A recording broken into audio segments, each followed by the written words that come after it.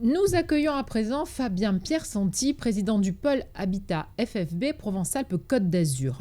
Fabien Piersanti, quels sont les chiffres clés à retenir pour l'année 2020 ? Bonjour d'abord. Les chiffres clés donc, pour l'année 2020, c'est une forte baisse des autorisations d'urbanisme pour le logement en général, donc aussi bien pour la maison individuelle que pour le collectif. On est de l'ordre de 22% au niveau de la région. Et le Var suit à peu près le même rythme que la région au niveau des autorisations d'urbanisme, donc, et moins 11% de mise en chantier. Donc on a des effets directs sur les mises en chantier, un peu plus sur la maison individuelle, parce qu'on sait qu'une fois qu'on a les autorisations, on passe directement en travaux. Au niveau du collectif, c'est un peu plus long parce qu'on a une commercialisation à faire. Et donc, c'est vrai qu'on a une baisse forte qui est liée déjà dans un premier temps, malheureusement, à la période qu'on est en train de traverser, qui est le Covid et cette crise sanitaire avec des arrêts au niveau des urbanismes, enfin des mairies. Et puis, on a eu aussi la période électorale, préélectorale et électorale qui, on le sait, ralentit toujours un peu les autorisations. Oui. Ça, c'est un peu le bilan du logement en général pour la période 2020.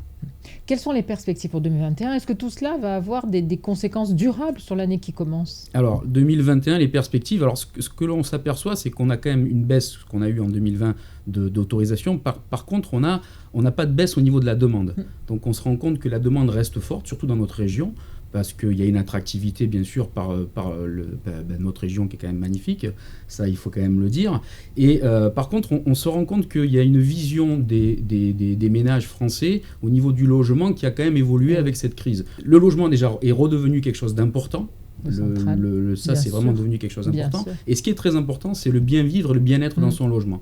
Et ça, on s'aperçoit qu'au niveau de la maison individuelle, notamment, les gens recherchent un cadre de vie qui est vraiment agréable, parce que si vous êtes obligé de rester chez vous, tant qu'à faire, c'est quand même plus agréable d'avoir un espace extérieur un peu avec tout ce qu'il faut, de la verdure, exactement. Même au niveau du collectif, on se rend compte que les gens recherchent plus un logement où on va se loger, manger, dormir. Là, on a tout le reste. On sait qu'on passe beaucoup plus de temps qu'avant dans le logement. Et donc, on a une importance sur la qualité de vie du logement qui est primordiale. Et ce qu'on se aperçoit aussi, c'est que par rapport à notre région, ce qui est assez important, c'est le regain d'intérêt sur la résidence secondaire.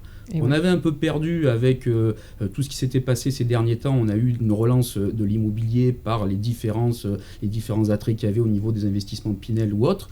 Et là, on se rend compte qu'aujourd'hui, la résidence secondaire, en plus dans notre région, est redevenu quelque chose d'important. Et on a une forte demande à ce niveau-là, aussi bien pour la maison individuelle, bien sûr, que le collectif. Merci beaucoup. Merci à vous.